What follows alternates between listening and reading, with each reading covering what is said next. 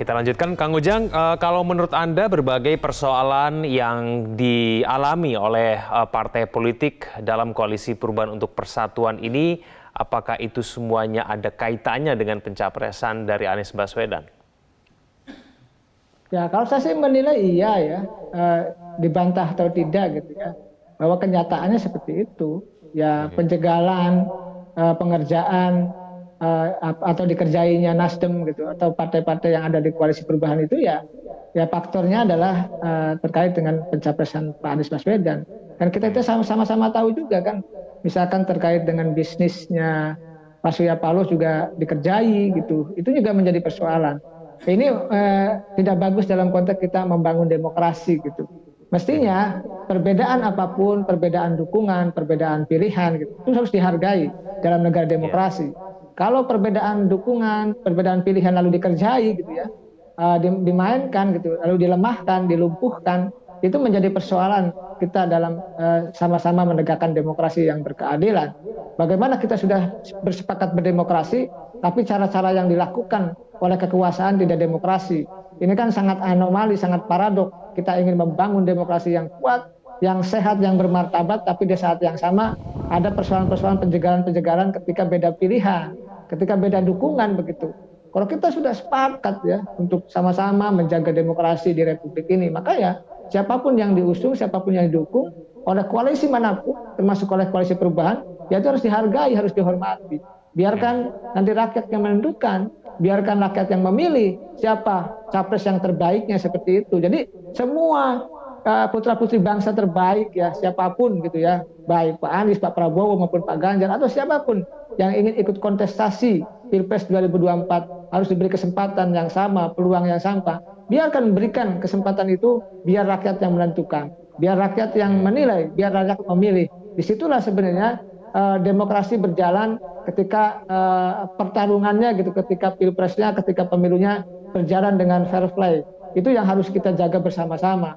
Tetapi ketika misalkan ada beda dukungan, beda pilihan, ya beda capres, lalu kekuasaan menjegal, lalu intervensi, ini menjadi persoalan tersendiri dalam konteks kita menata berdemokrasi. Oleh karena itu ya tadi harus diluruskan jalan gitu, menegakkan keadilan. Itu menjadi penting, harus kita sama-sama berjalan di rel demokrasi.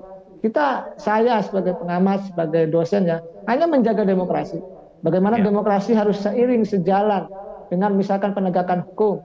Bagaimana demokrasi harus sejalan juga dengan pemilu yang berjalan dengan fair play. Lalu juga bagaimana demokrasi sejalan juga misalkan dengan meningkatkan pendidikan masyarakat, meningkatkan ekonomi masyarakat.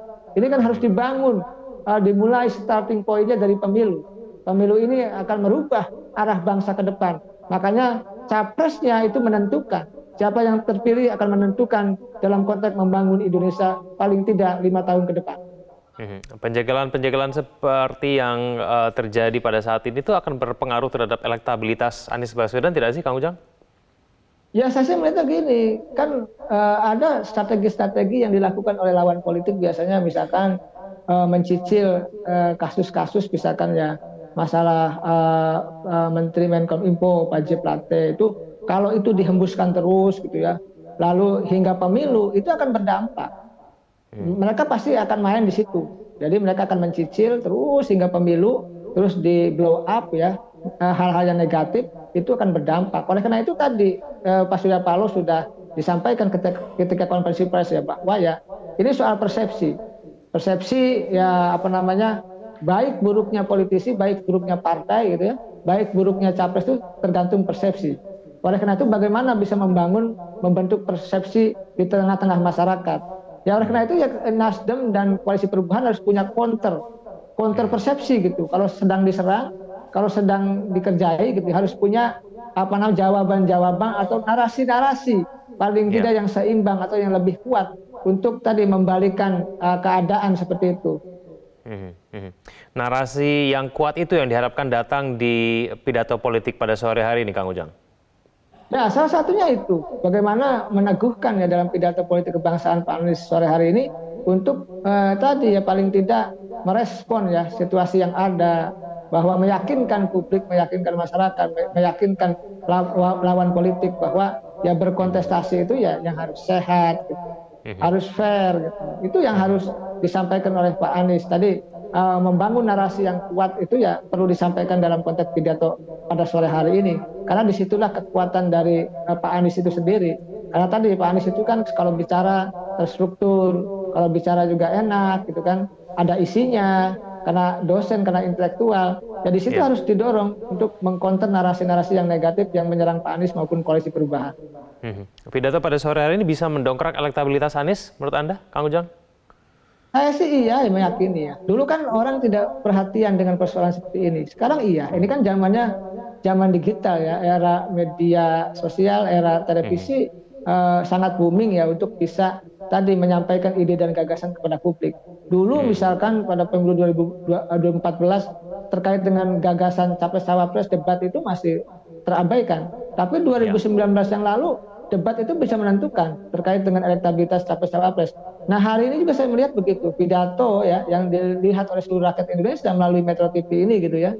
Ya itu akan juga dinilai oleh publik terkait dengan sosok Anies Baswedan. Jadi kalau pidatonya bagus itu menggugah misalkan jiwa rakyat Indonesia ya pasti akan menaikkan elektabilitas. Sama dengan Soekarno dulu.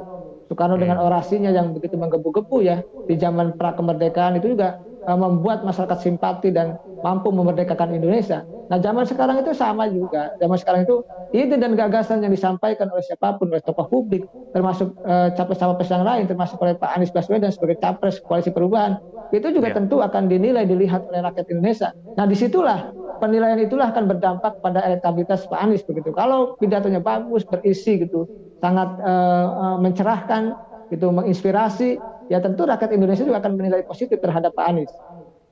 Oke, baik Kang Ujang, kita jeda kembali ya. Pemirsa jangan kemana-mana, live event akan kembali usai jeda berikut ini.